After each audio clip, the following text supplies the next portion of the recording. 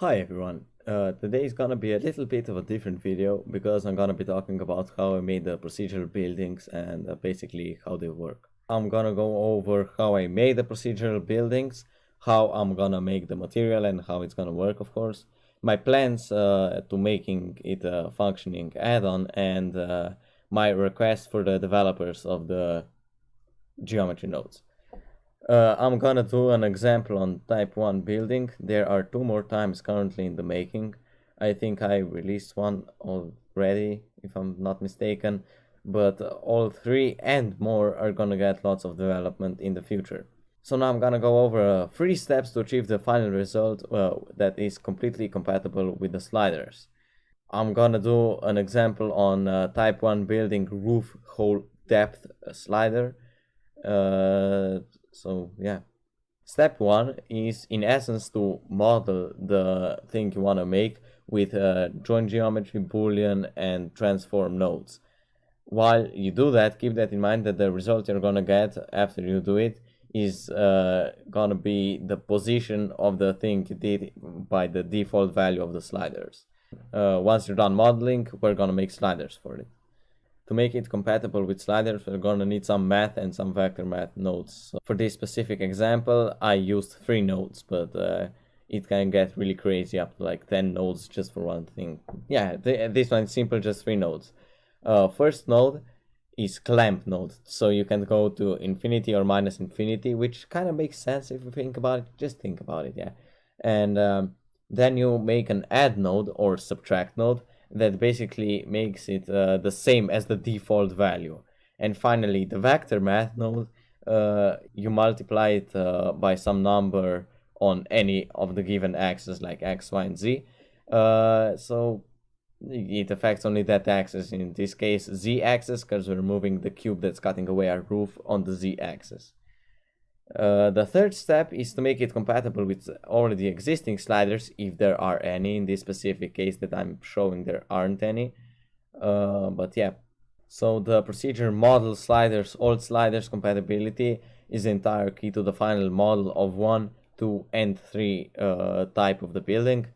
But then again, there are gonna be more, and that pretty much sums up the modeling part of things. So now I'm gonna get to the materials, but note that all the materials, or exactly one material that I have made at this point, doesn't really work yet, because we're gonna need some drivers. I'm gonna have to put the drivers in it to make it compatible with the sliders on the modifier, which kind of makes sense because you can't have sliders on the material. So yeah.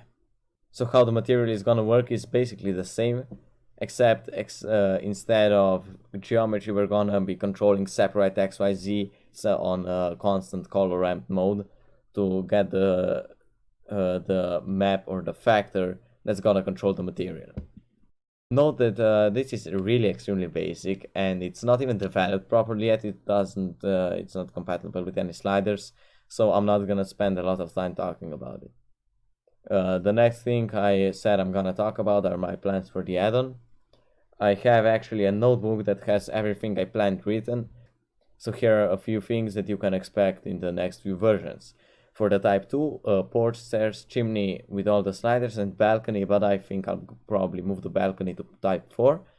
For type 3 we have basically everything, it's not even done yet, so width, length, height, and sliders, full control over floors, roof, vent, windows.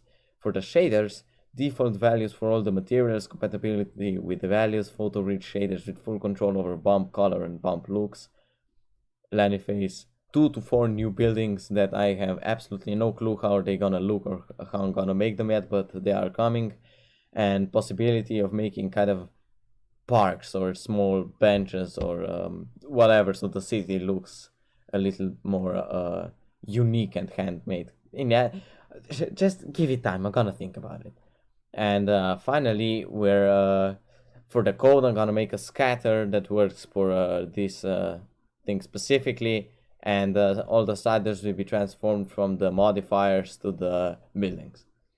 And the code actually brings me to my request for the developers, which are to basically make it the code work, because right now the code doesn't really work with it.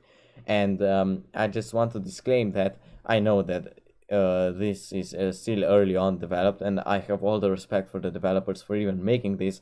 I'm just pointing out some things they might not know about that need some more development. So the code is one of them. I have a huge request for Bevel node that could save a lot of my energy and time and nodes to get the thing you want. Also, for some reason, if you join two geometries with the join geometry node, the boolean will only use one geometry or maybe zero geometries or sometimes two geometries. I'm pretty sure that wasn't made on purpose. Also, the coordinates node would be great, just to separate the global and local coordinates. That would be extremely useful. The last thing I want to request is a assign material node, which basically would save a lot of time in shading all the buildings and keeping them procedural even after the modeling in the geometry nodes tab is done. And believe it or not, that's all I had to say. I hope you enjoyed my voice. I hope you enjoyed the video. And most of all, I hope you enjoyed the procedural building. So yeah, bye.